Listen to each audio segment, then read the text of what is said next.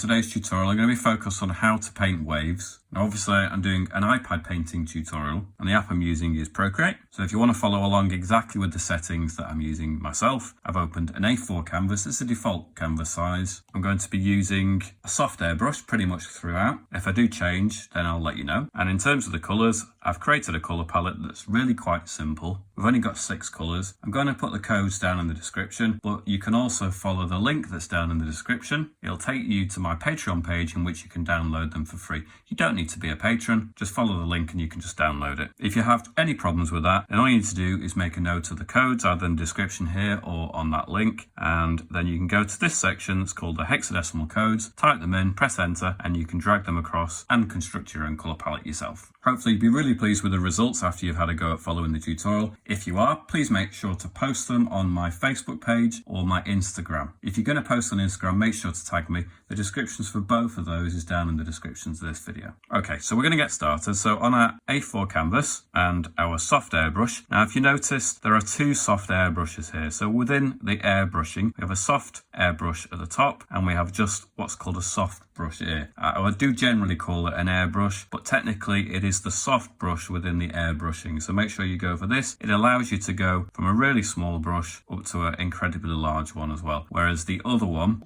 really doesn't have as great a range. It stops around that size, even at 100%. So I'm going to make sure we're on the soft brush within the airbrushing.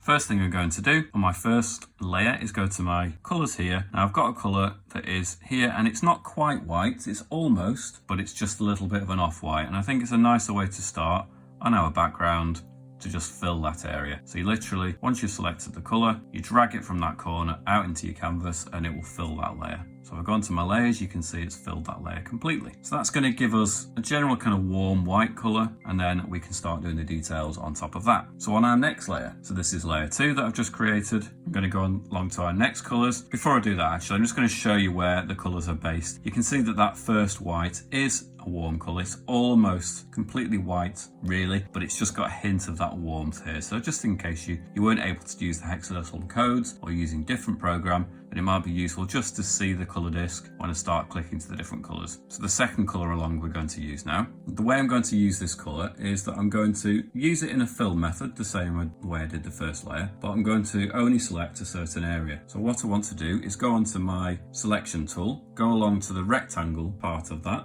and I want to click and drag for the section that I want to fill within. So you can see it's got an area at the top that has lines to show that I've not selected that area, but we have the remainder of the canvas open and we can actually add information to that area. So now on this colour that I've selected, I can take that colour and I can drag that colour into that area. I can deselect the selection.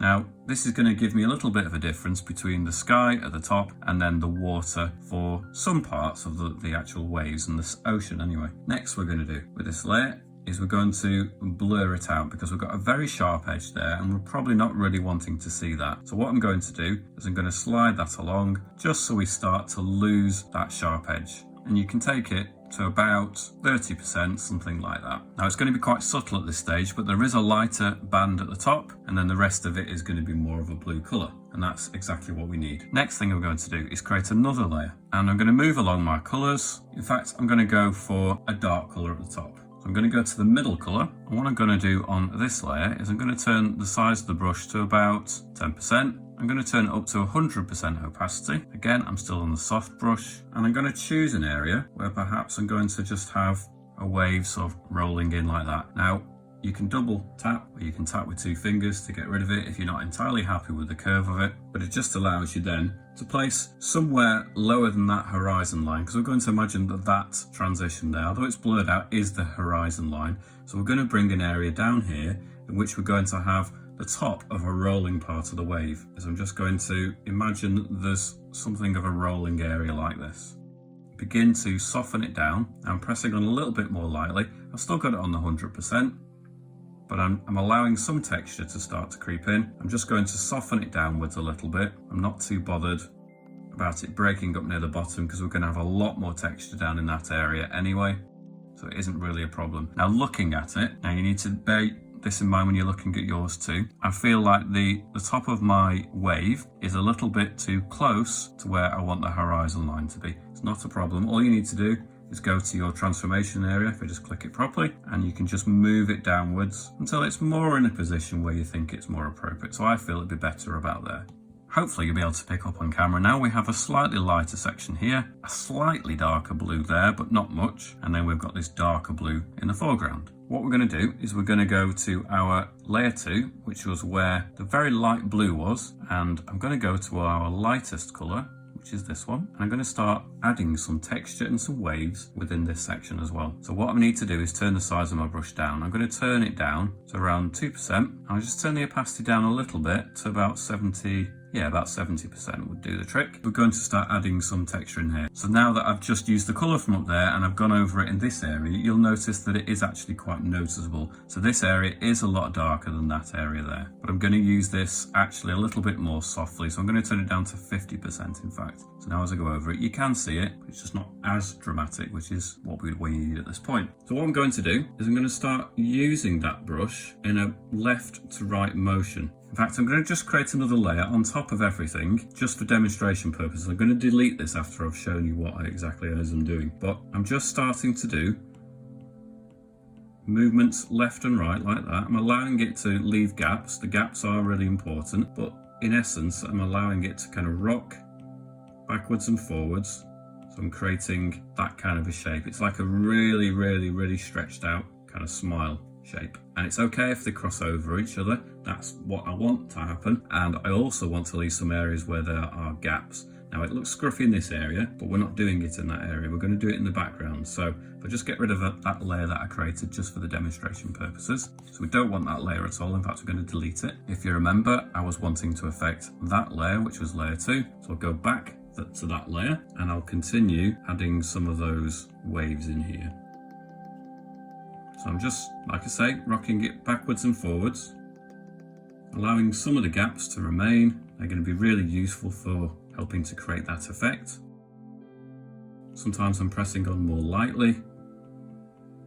Sometimes I'm pressing on a bit more forcefully. When we get further away, what I suggest is that you do the same thing, but you do it slightly smaller. So I'm just going to stick with this area first. I'll go all the way across and then I'll show you the next stage. So we'll concentrate on this area, start to leave some bigger gaps. As it approaches this area, I recommend leaving some more obvious gaps between our shapes. We can always go back into it and add some gaps artificially by using one of the darker colours. So to begin with, just allow yourself to work quite freely. Don't get too precious about it, really. Just start to create some of those textures. Again, that rocking motion all the way across. We're going to just imagine there's a band there that I'm going to do all in the same way, and then we'll change the size of the brush and we'll create a sense that there's smaller waves in the distance.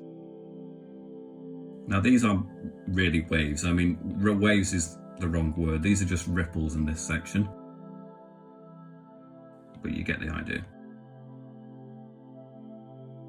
So I'm almost allowing some bands of darker tone to creep in areas too. Okay, so we've got a whole section now that's pretty much done all the way across. So I'm going to change the size of my brush. I'm going to put it down to 1%, but it's at the top end of 1% because I could put it all the way down to the very bottom of the slider. And there's a big difference between 1% there, and then when I slide it up, you'll see it's just changed over to 2% there. If I go slightly down, it's now much bigger there. You can see the slider isn't at the very bottom. So there's a difference between the bottom of 1% and the top end of 1%. And I'm going to do the next band of slightly smaller, slightly thinner marks as it goes across. So they're not only going to be thinner lines, but you're going to have to do them slightly closer together as well. So that means that the gaps are going to get smaller, but the actual wave structure is smaller too. So I'm going to do another band now to cut across here with the same effect. You're going to notice it a little bit less as it gets closer towards our horizon point. So you can probably hear me tapping, so you don't need to do it too slowly. You can work quite roughly. Just remember to leave some gaps. Now I'm doing a little bit of a band where they're all joined together here, but then I'm going to start another line perhaps, and maybe they merge together at certain points.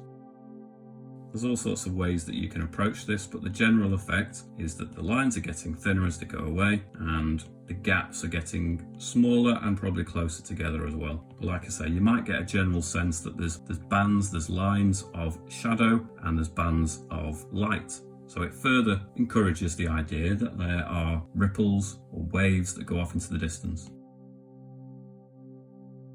Now I'm not going to zoom in for this tutorial. I'm going to do it all zoomed out in this way so it fills the A4 or fills the screen of the iPad, but hopefully it will create a good effect without me having to zoom in really.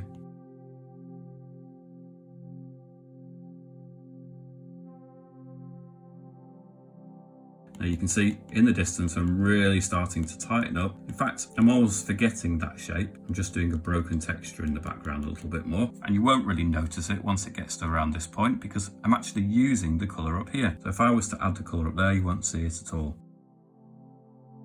So again, in this middle area, I'm just starting to try and do that rocking motion again. If I feel like it's starting to move backwards again, I'm going to reduce the size of the rocking motion, make it a really small version of the same thing.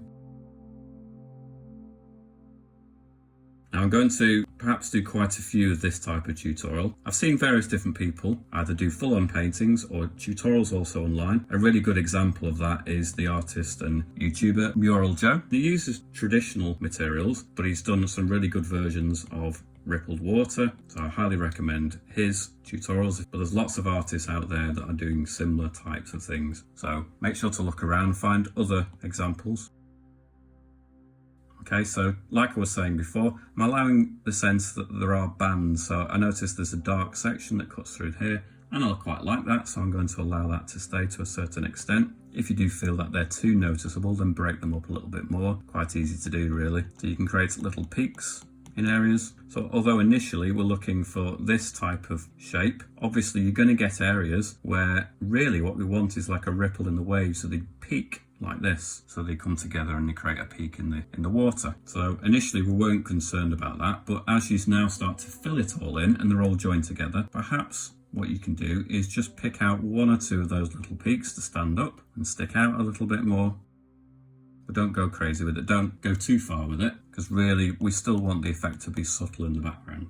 But you can just pick out one or two of those little peaks and it'll probably help the overall effect, like it's a bit more disturbed in the distance, like it is actual waves and ripples. Okay, so we've created a general texture and effect for the background. Now, I'm well aware that on camera that's going to appear quite subtle, but that's fine. We've got other colours to actually play with. So we've got the other end of the spectrum here. Not really a spectrum, we've got the other end of our lighter colours. Now, we're using a little bit of a dull colour here, and I think it will help just separate some of the background features from the foreground features. So what I'm going to do with this colour here now is I'm just going to use it very subtly in areas just to pick out one or two of these bigger shapes. Now, if it's got a bigger gap, it probably indicates that it's a slightly bigger ripple in the water. So maybe it justifies having a slightly darker tone where it's casting more of a shadow. Now, I would only really recommend using this predominantly in this bottom section. Remember, we had two sections, didn't we, at least? So we had this first section we did here. I would use this colour mainly to just pick out slightly. And again, I'm only on 1% and around the 50% opacity. So you don't need to worry about the pencil size or the brush size or the opacity. If I do change it, I will let you know. So we're just starting to pick out a few areas here. As it gets closer to this wave, it's going more to the foreground. You're going to notice a little bit more contrast between the light and dark areas. So just like we had peaks with the white, the actual darker tones seem to create that kind of shape as well.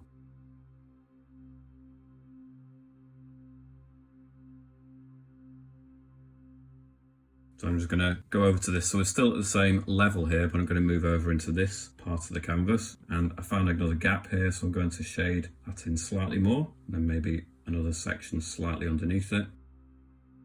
Maybe we can just start to join it down into this section so it almost meets this wave, like that.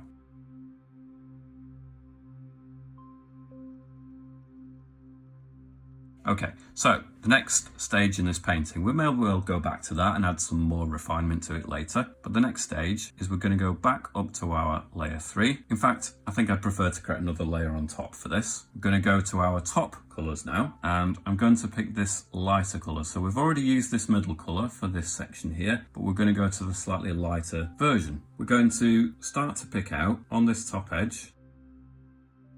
We're going to do the same idea, but I'm taking a little longer to actually create this effect. I don't really want to be going at it quite a slapdash. You are going to notice this a lot more, so we're going to take our time with it a little bit. It's still going to be the same effect, it's just that you want to be a little bit more careful about where you actually add it.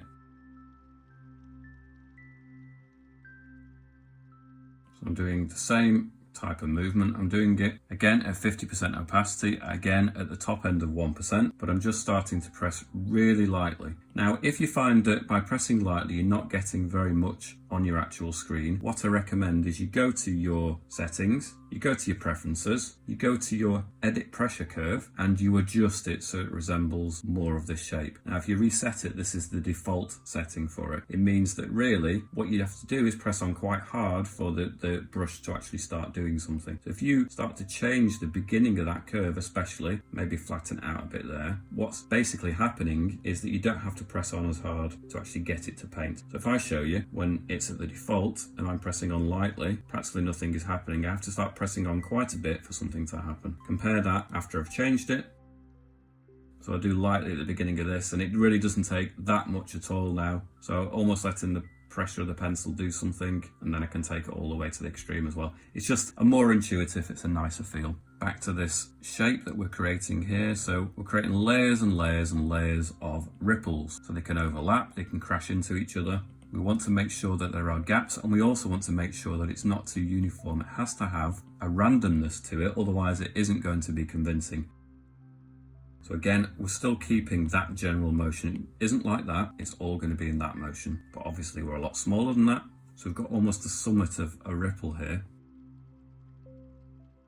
So you might want to round some of these shapes off.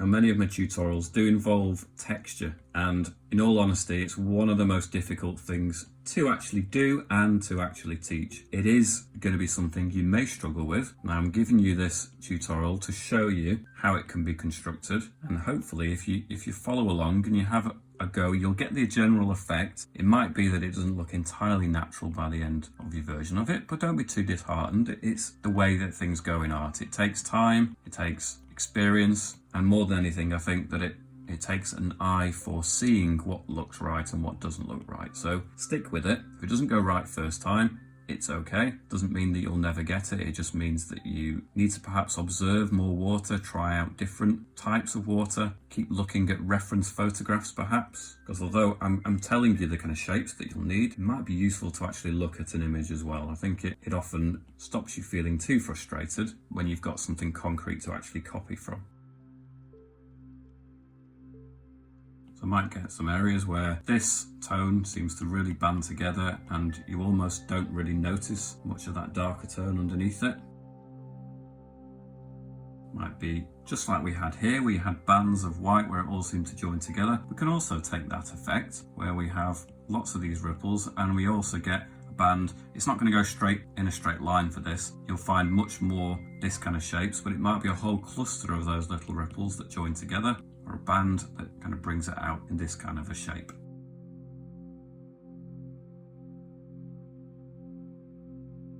Again, I'm pressing on quite lightly for this. Take your time, build it up gradually. It really is the key to doing this kind of thing well. Texture especially, if you press on too much with it, you're not going to get any subtleties, you're not going to get a lot of texture. In fact, it's a really quick way to flatten something out and really make it look too basic, is to just press on too much. So build it up more gradually, you're more likely to get the types of effect that you actually want. So again, all my gestures are this type of gesture. I'm having some small broken bits in some of the gaps. They can cluster together, they can form little peaks here and there. I get some sections that are all joined together and make one big shape.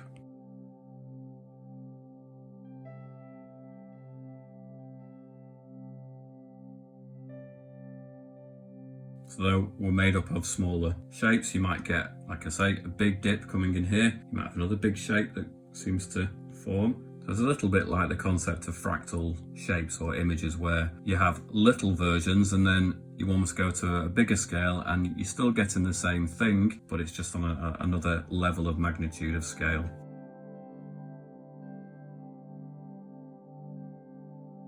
So I'm trying to soften some of the edge of this. I may redefine it at the same time, but we're trying to take some of these edge because it's almost a rolling out. So what's going to happen is an area of water that is rolling is the top edge is going to have more close together texture just on the top edge. And then as it comes down further, maybe the gaps start to stretch out a little bit more. But as it goes over that top of that curve, then they're going to appear closer together and maybe more stretched out. And like I say, as it comes down here, maybe our gaps start to get bigger.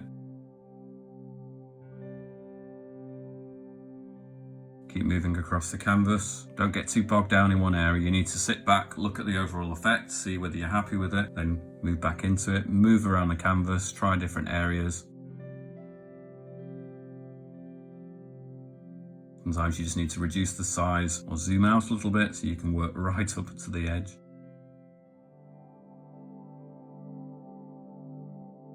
Again, move across the canvas. Okay, I'm going to come back to using that colour, but I think what I'd like to do is perhaps create another layer. I'm going to move to this darkest of colours. I'm going to start using this now in some of the same areas just to start picking out some of the real dark shapes. So you go back into some of these gaps now and really start to pick them out with a much darker tone.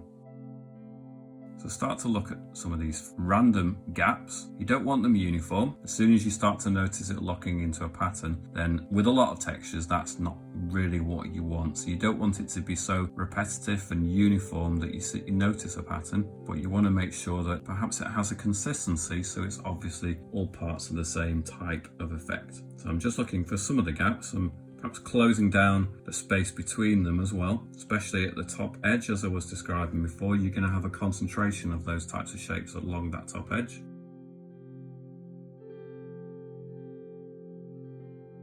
Now, seascapes and water is something that's relatively new to me, really. I mean, there's lots of landscapes I'll try that I haven't done before necessarily before I've done a tutorial on it, but certainly I've done quite a lot of landscapes, so I understand some of the idea of atmospherics and how to do that. But water is something that's quite new to me. I've also done fire tutorials before, so you can check through my playlist if you're interested in learning about candle flames, lava, that type of effect. I'm really quite comfortable doing that. But water is something that is really quite tricky and something I haven't done a lot of. So for my own personal journey as an artist, I think I'm going to do more of this type of tutorial. Maybe some scenes where it's crashing onto the shore, maybe some waves where you can see the light coming through it. I've seen lots of paintings like that, and I'd quite like to learn how to do it effectively myself. So we'll go on this journey together. I'll do some tutorials about that as well.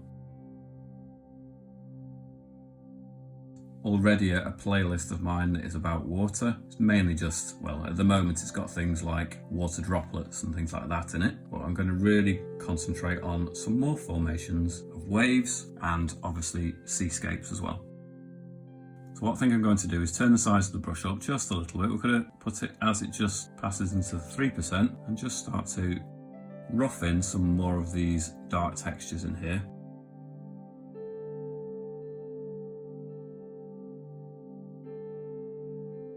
Maybe over here as well. It is on a separate layer. I may well break it up a little bit more, but I just feel like I need to get some more blocks in of this dark texture, and then I can work in and around it. Now, I'm going to move along to one of the brightest colours that we were using again. So this very bright colour, in fact, I'll not quite use that one. I'll go to the one that's in the middle of that. I'm going to stick to the same layer that I was using the dark tone on, but I'm going to start just showing you how I can use that to highlight certain areas now. I'm going to turn it down against the top end of 1%, keep it at the 50%, and I'm just going to imagine that there's some bits here at the top of this wave especially that are really picking up maybe a bright area of the sky. Now, it's quite a hazy scene that we're creating here, but still generally there might be more concentration in this area of light, so there may be a sun back there behind all the haze and mist. So it does mean that you can have a brighter section here, and it's just going to pick up perhaps the top edge of this wave. Some of the ripples are just going to catch the light a little bit more.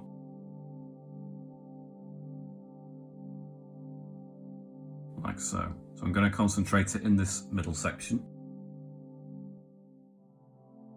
So it's worthwhile just looking at some of the shapes and just try to imagine, is it trying to tell you that it wants to stick up more a little bit? Does it look naturally like it should be catching the light? I think it's important to look at what you've actually created and try and figure out how you would imagine it would catch the light. Does it look big enough as a shape to be stuck up and catch the light in any way. If it doesn't, then don't put the light in that section. You have to use a leap of imagination a little bit, but it's certainly possible to look at something and say, does it look like it would warrant having a highlight on the top edge of it? Is it sticking up enough? So I'm going to use that highlight probably all the way across. I am going to concentrate it a little bit more there than other areas, but I'm also going to have it going across too. And all the way across this side as well.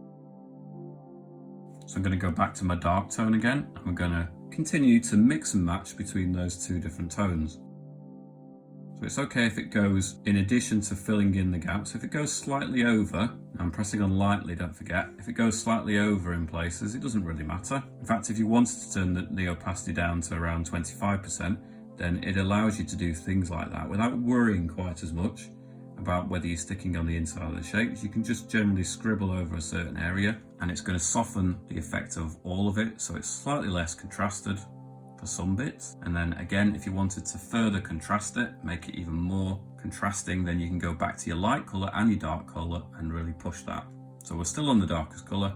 I've just turned the opacity down to 25%, but we'll continue to add texture in much the same way as we were doing before. I'm going to go back to these colours at the bottom. I'm going to go to this end colour. I'll put it up to the 50%. Check the size of my brush, maybe just have it at the bottom end of 2%, and I'm going to start doing the same effect that I've done up here, but I'm going to have it down here now instead. So we're going to do more of this texture that's up there, and it's going to blend into what we've started to create there at the top edge. So again, maybe position your hand in a way that is more naturally comfortable with that type of shape. Sometimes I find it useful to move the actual canvas around so you can actually really get to grips with that kind of emotion. It's easier that way, but I'm trying to show you for the sake of the tutorial. So I'm going to try and attempt to stick at painting it like this. So you can see these more dramatically than you did at the top, but you can see it very clearly here. So we're going to have to just spend a little bit of time refining it and making sure that it works best for us. But initially, we're just going to have it quite rough, keep that kind of motion going. In fact, I might just turn it just for certain parts. Again, it's that kind of rocking motion.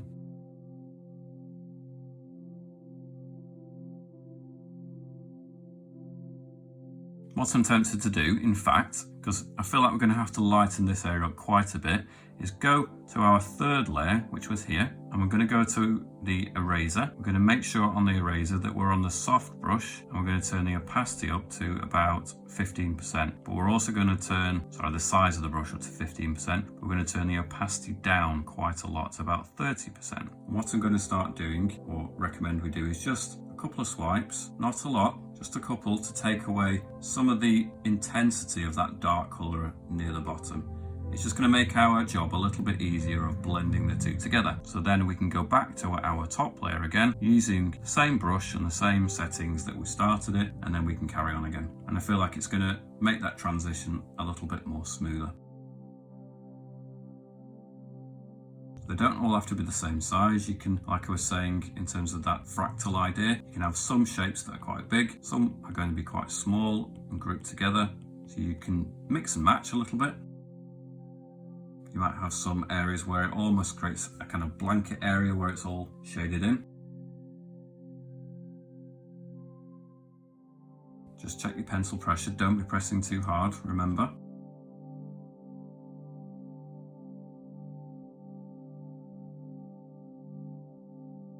Now, if you feel it's too light, you can always go back along your colours. So we've got different colours here, and we've got a top colour there as well. So it is going to appear a little bit lighter. So we can use that in combination when it starts to come up into this area and start to join in with these bits. We can use that colour so it blends from the lightest tone up into this section. So this is not going to be a crashing wave, it's going to be like a swell in water, but we're still going to get all the texture because it's quite a big swell.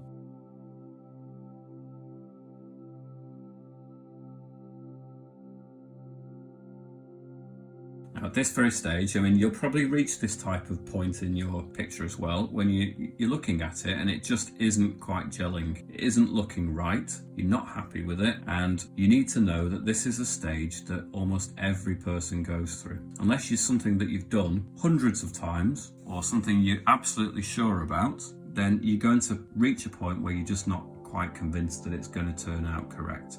And it's easy to fall into despair at that stage and just give up, write it off as a failed attempt. But you've just got to stick with it sometimes and keep working into it. And that's, in all honesty, that's the stage that everyone goes through. And I'm not quite at despair, but I'm starting to look at it now and thinking it's still got a long way to go. And you will probably reach that stage too. But I'm going to stick at it. I'm going to keep by the principles that I've done everything so far. And I know that the overall effect is going to start pulling together, but it just takes time. You can have the dark colour here, which is going to create areas that seem to go the opposite way.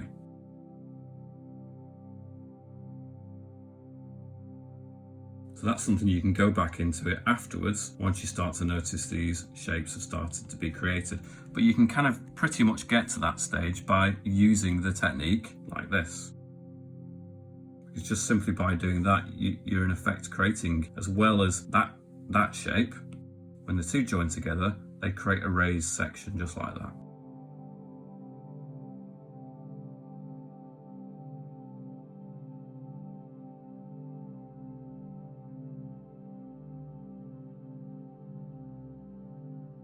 So like I say, you're going to get areas where it all seems to bunch together and you get a real block of that tone, and that's fine. But then you can always go back into it and add some slight breaks to it with your darker tones as well. You could turn your opacity down even more, like I was showing before with the darker tone. You can turn it down for the lighter ones as well.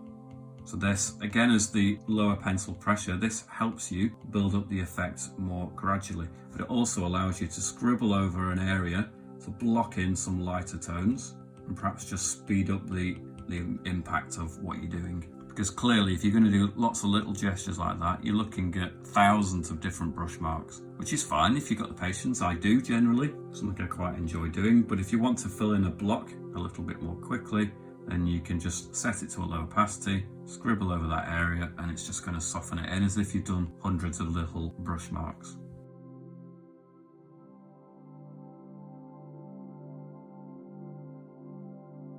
So again, I'm going to go back to my dark colour, and as I was showing you before, I think on this top edge we're going to have the extremes of contrast like I was trying to explain before. So we're going to have the extreme light tones along the top, but we're also going to have some of the darkest tones along the top as well. So it really is this top edge of this rise in the water, this swell, where all the real drama is going on. So as I'm starting to add this real darker tone along the top, it's just starting to make me feel like it's coming together a little bit more. Sometimes it can feel like you're not really winning in a situation or winning with a painting until you start just doing one certain thing, and then it all starts to just fall together a little bit better, which is why you have to stick with it sometimes.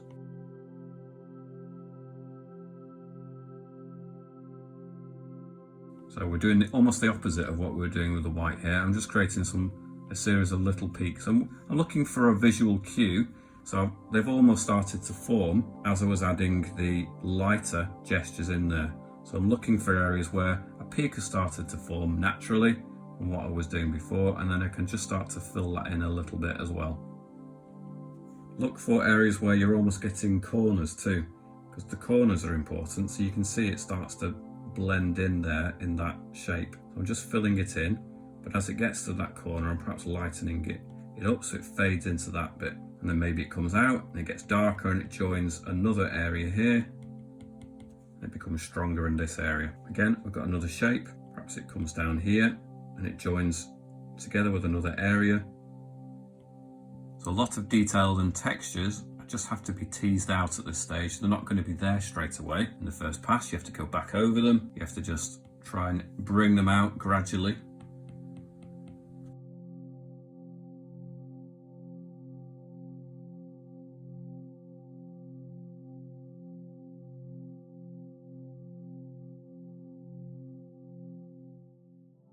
So you can see I don't get bogged down in one particular area of the painting, of the canvas.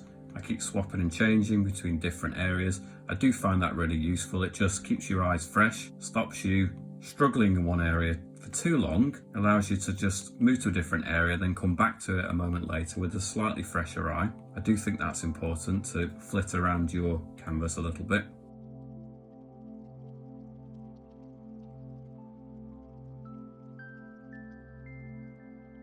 So again, we're getting, just like we had white bands of tone, we're going to have some darker bands of tone as well, that all clumped together. So again, I'm also bringing out some of the shapes at the top of this swell of water. I'm going to do a mixture of this and the lighter tone to really exaggerate. In fact, I'll just go back onto my lighter tone again. I'm using those two different colours. I'm using that for the middle section predominantly, but I'm also using this one in areas too. So I'm just going on some of these peaks. Maybe turn the size of the brush down to the 1% again. Maybe move across there. So we'll turn the opacity up again to about 50%. It's going to help just bring out some of these shapes here, the highlights.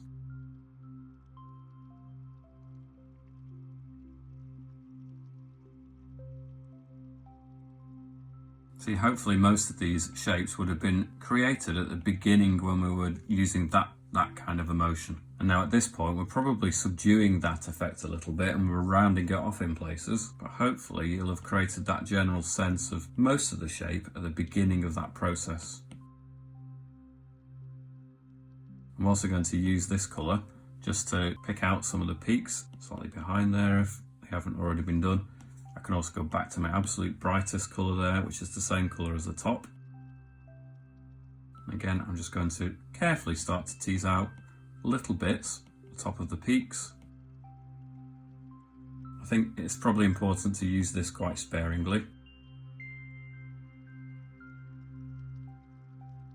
Right, I'm going to go back to this bottom section as I was doing before. We're using that colour, weren't we? So I'm going to go back to that. I'm going to turn the brush up to the 2% and I'm going to continue adding some of these shapes. I think once they've blended in more, I can then go to this middle section and just start to make it make more sense. So I'm going to speed through this section. It's nothing that I haven't shown you already. It's just the general sense of that type of a rocking motion. We're just going to fill in this bottom section.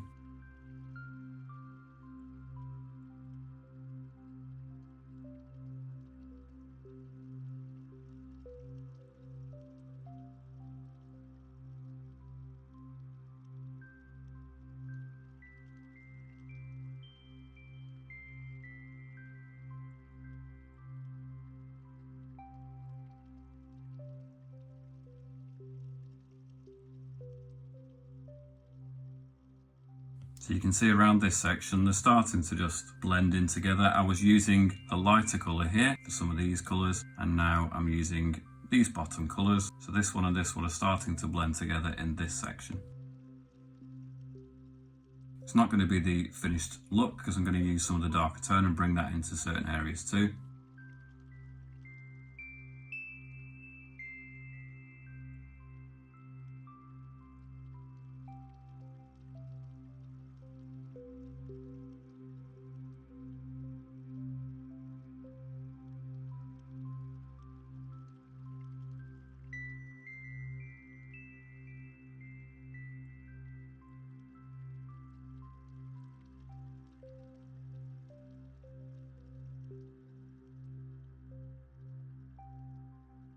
So as I'm moving up here, I'm pressing on even more lightly, perhaps just reducing the size of my gestures so that they're not, quite as scruffy as they look down here.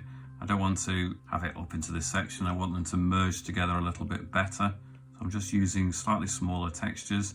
I'm still using roughly the same kind of shapes. They're just starting to reduce in size a little bit as they start to collide together up in this section. As I was saying, I'm using those two colours in this middle section here. So I'm going to start using this other colour again now to help blend them together. So I can even go over some of those shapes with this colour. I'm going to add more as well, but just in areas, I'm just going to go over some of those areas just to help blend them together.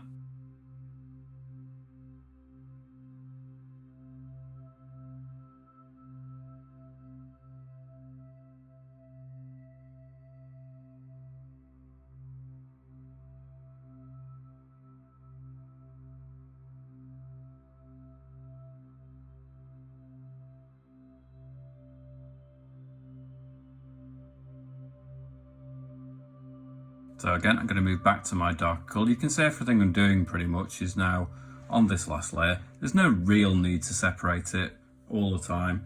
The general effects that we've created where we had to do it on separate layers were all at the beginning stages, and now we're just at a stage where we're adding texture. So you can do it all on different layers. If you're a bit concerned that you might mess it up, do it on different layers. It just allows you to be a bit more confident that you might be happy with on one area and you don't want to mess it up. So yeah, sure, add the different tones and different layers. What I tend to find if I've got lots of layers going on is that I get confused and I end up putting the wrong colour on the wrong layer anyway. So sometimes it's easier to carry on with one layer after a certain point. So I'm just using this now to start to identify or to break up some of these shapes. So I'm looking for opportunities just to show breaks in the tones that I've created. So, like I've already explained, I'm using mainly the dark tone for this top edge and the light tone for the top edge.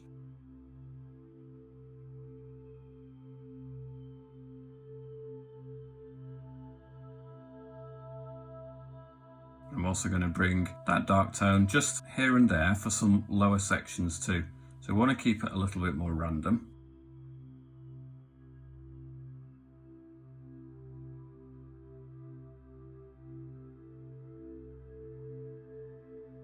So maybe turn the opacity down again, because it is quite dark colour and it's quite intense at 50%. So we'll turn it down to 25%. And we're just starting to pick out some smaller shapes now. So we want to start to bring some of that darker tone down a little bit more, but I think in a more broken way would work better.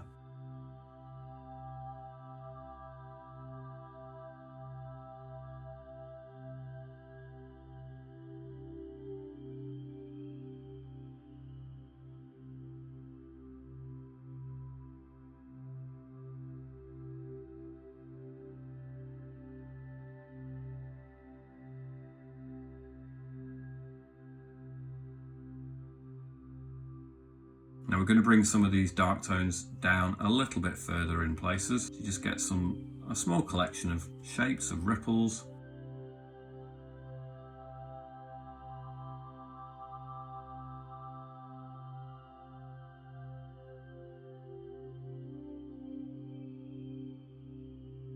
Now there are actual brushes within Procreate that you could use. You can go to the Elements one here and you've got an ocean type of ripple effect.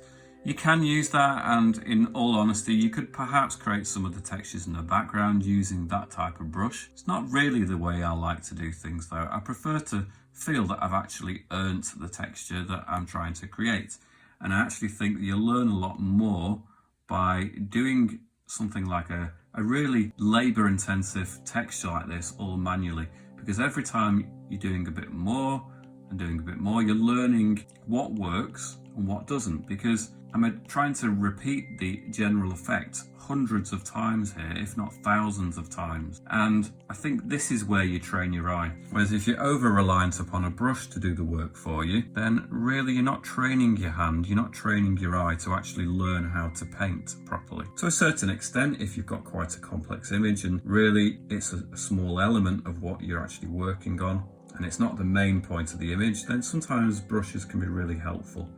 But in an instance like this, if you start to use a brush to do the work for you, then I struggle to find the satisfaction in that personally.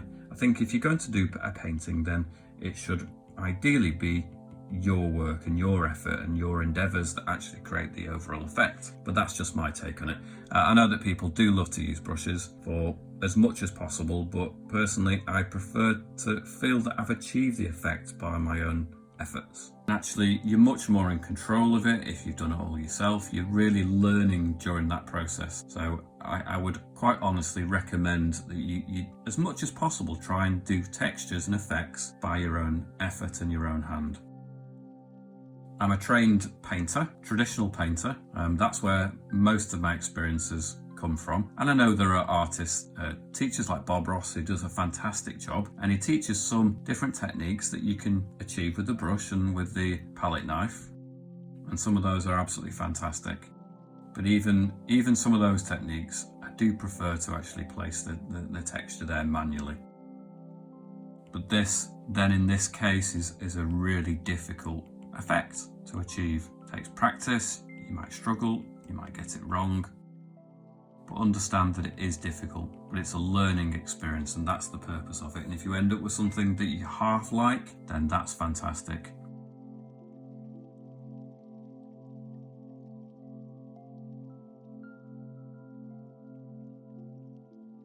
So I'm going to turn the opacity down to about 20%, turn the size of the brush up, and I'm just going to start adding some tone into some areas just to flatten out some of those highlights. I really want to focus some of the real drama at the top of that wave, and I've just created an area now where it subdues the contrast a little bit more.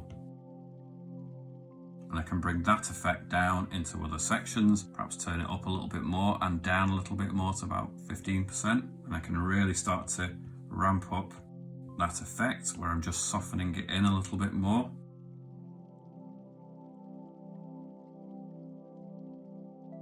Going to turn the size of the brush down to around 2% again. Probably going to leave it around the 15%. I think it's quite a useful percentage now for this area. I'm going to continue adding some of those ripples between the gaps. I want to add generally a texture down for this area.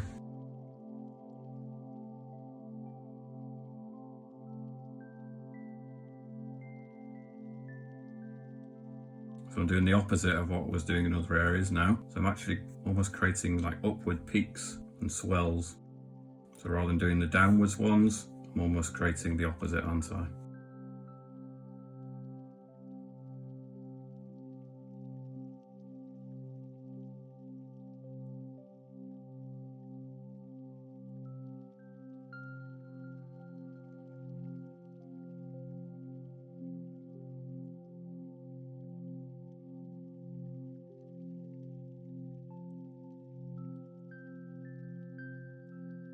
Turn the size of the brush down a little bit, turn the opacity up a little bit, it's about 30%, and I'm going to continue just adding some more texture into this area. It's all about texture, this piece. So unlike some of my other tutorials where texture is an element, I'm really just doubling down on texture and pretty much nothing else for this piece. So if texture's a nightmare for you, then I can only apologise. We're really focused on it for this one. Not all my tutorials are about texture, but it is an important part of painting, so we need to tackle it here and there.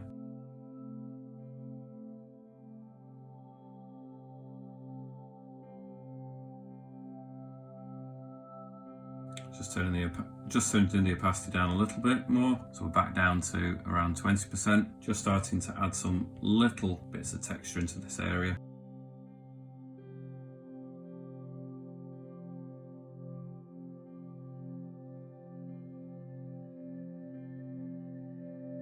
I'm going to go back to my lighter colours. So I used that colour at the bottom here. I'm going to go to this colour just a little bit lighter again, and especially in this middle section, I'm going to use it. I'm going to turn the size of the brush up, in fact, about top end of 2%, and I'm just going to start to use it now just to pick out some of the highlights. I'll perhaps turn the opacity up a little bit more as well to about 30%. I'm going to use it to pick out some of the top edge of these shapes. So again, we're back to that motion. I'm going to add a lot of light into this bit.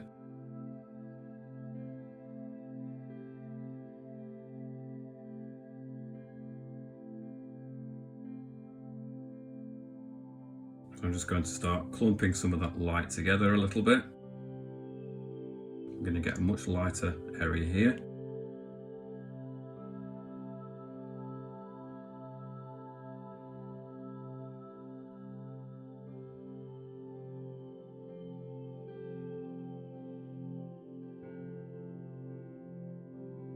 So back to that rocking motion a little bit more again.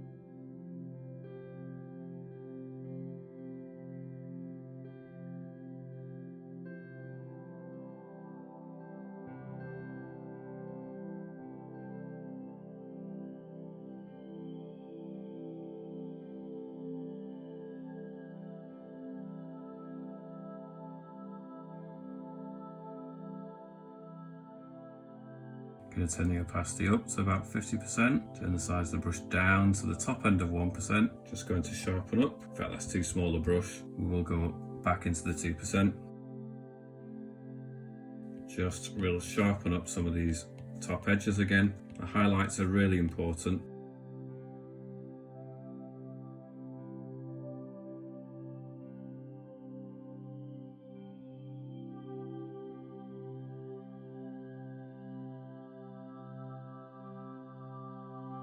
Okay, so we've got a lot going on here. I think the time has come to really just focus on some of the highlights in this wave specifically at this point. I'm going to go to the lightest colour that we've got in our canvas. I'm going to make sure we're on a relatively small brush. Again, we're at the 50% opacity, and we're just going to use it to bring out some of the real bright parts of this wave. Now, as I was saying before, we're going to concentrate our contrast around this top edge. So I'm just going back over some of this top edge now and really bringing out the light, especially in this middle area. We can bring it down a little bit further into our scene. It's definitely at the top edge mainly, but we can bring it down a little bit further too. We can just be picking up some highlights at the top edges here, and as I was saying before, it's starting to really pick up some of the top edges in this section too. So it's almost like we get highlights in the top section, it's really bright, it picks up the top edge, then it creates a shadow, and then this part that's further away from the shadow, so you get shadow here, and then you get back to the kind of bright tones that's in the distance again. So you must bring the white, especially in this middle section, back into the scene.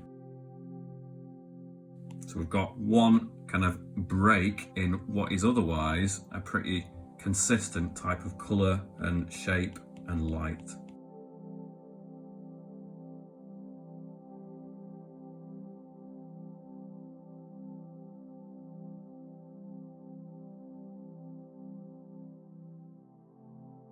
So even when you get like a swirl like this, perhaps you could add more of a highlight onto this side of it than you would that side of it. So again, so you're getting more of a bright light on this part of it and more of a shadow as it turns away, because we know the light source is here, so light will fan out. It means that you get light here and then you get a shadow on this side, but it means you might get a light here more obviously, and then slightly less on this part of it. Not a huge amount different, but just a little bit, just to start to suggest that even more. So again, here you're going to have more light here than perhaps you are here, although not completely none on the other side of it. Again, a little bit on the top edge here, a little bit on that top edge there, some more here and here. You be the judge. How much does it need? Turn the size of the brush down a little bit, just as I'm going on this top edge of the wave. I just really want to make sure I'm getting the effect that I want.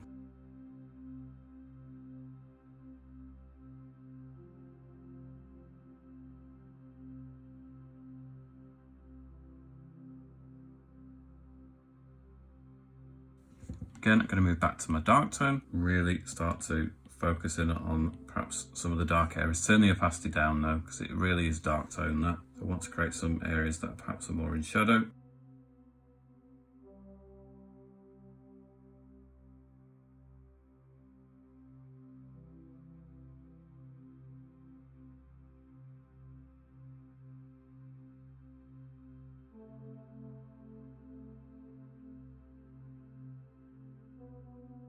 So as well as the white that I've added at the top, I'm just adding even more small thin breaks just at the top edge here. So as I said, as it rolls over, you're going to get a real concentrated, perhaps even turn the size of the brush down a little bit, real thin areas of breaks of dark tone.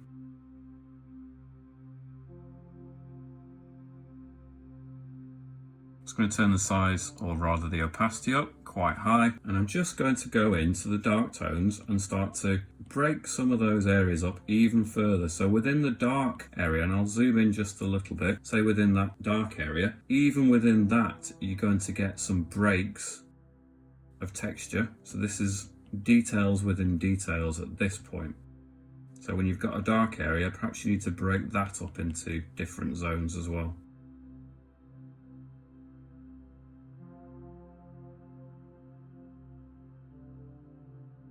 It's a very time-consuming type of venture, this. It's not something that you can do easily or quickly. It is something that requires investment. I personally find it really rewarding. I hope that you've been enjoying seeing how the effect can build up. Just going to turn the opacity back down again and the size of the brush up a little bit more, and just add a few more breaks in the texture at various points. I think that really one of the few areas where you're going to have less texture is where the light is all kind of bleached out all the detail a little bit, so you get slightly less texture in an area like that. Obviously you get less texture visible up there, but in all the other areas you really need to focus getting as much texture and breaks and variation in those areas as you can stomach doing, really. Something you could spend a long time on.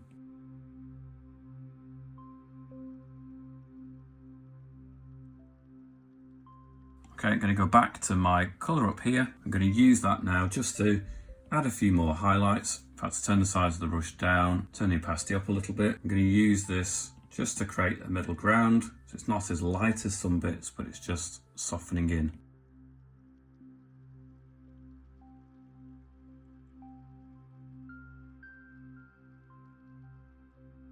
So in this middle area, we're getting something of a mixture between the real light tones and then some slight shadows. So it's almost like you're getting the breaks, but then it's picking up the light from another area of the sky. So it's not going to be as bright as the top bit that's getting directly from the sun, perhaps, but there might be this back part of the sky coming from the other direction that's just picking up in a slightly different tone. So we've got this kind of blue colour as well.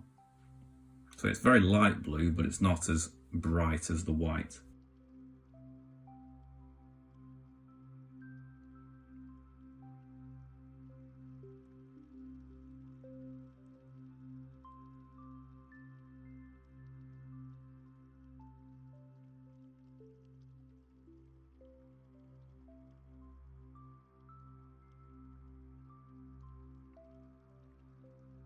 Just adding a last kind of highlight at the top edge there. It really is going to pick up the light from behind, so we'll just go over and add a last highlight all the way along the edge. Okay, I'm just looking back at this now the next day, and there's some details that I'm not entirely happy with. So what I've decided is that some of the highlights are looking a little too strong, and maybe I want to subdue the contrast in this middle area. It's good to have the contrast at the top, but I feel that there's some of those strong highlights that are encroaching down into this area a little bit too much.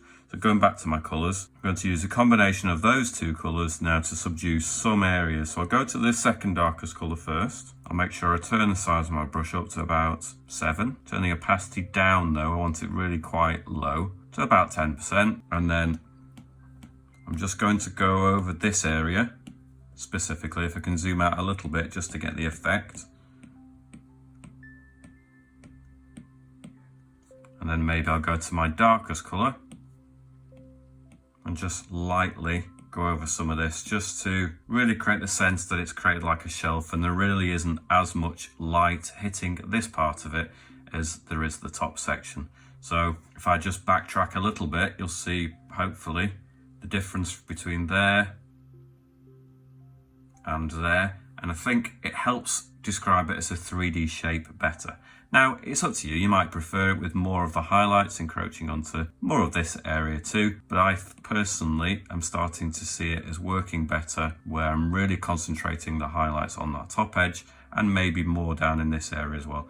I'm just having this bit that's almost like it's in more of a shadow, and it really shuts down some of the different contrast there. It's a minor adjustment, but actually it's sometimes those last few minor adjustments that I think can really turn a piece of work from something you're not satisfied with into something that you're much happier with. One last thing I would suggest, perhaps if you're going to really spend the time and get it as perfect as possible, is to go onto your smudge tool, check what brush you're using. I would probably use the soft brush for this too, so it's not going to be too harsh.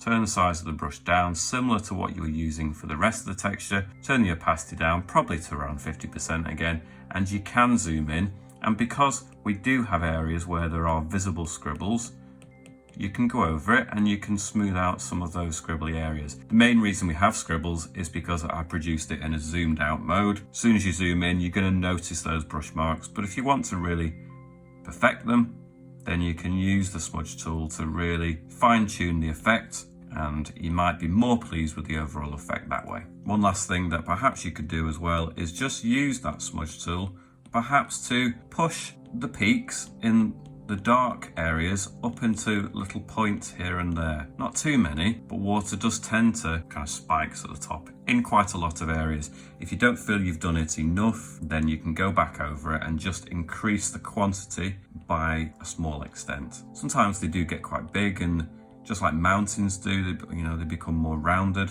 but sometimes they definitely do reach a peak and a point at the top. Anyway, I'm going to leave this tutorial here at this point. Do check out my other tutorials if you've enjoyed this. I'm going to do more water tutorials. This is the first rolling wave tutorial that I've done, but I intend to do quite a few more, and they do appear very different depending on the environment, the lighting, how close up you look, how far off you look. There's going to be lots to explore beyond this. Press the bell notification if you want to make sure you are notified. Check out my Instagram, links in the description, and my Facebook group as well. Thanks very much for watching. See you soon.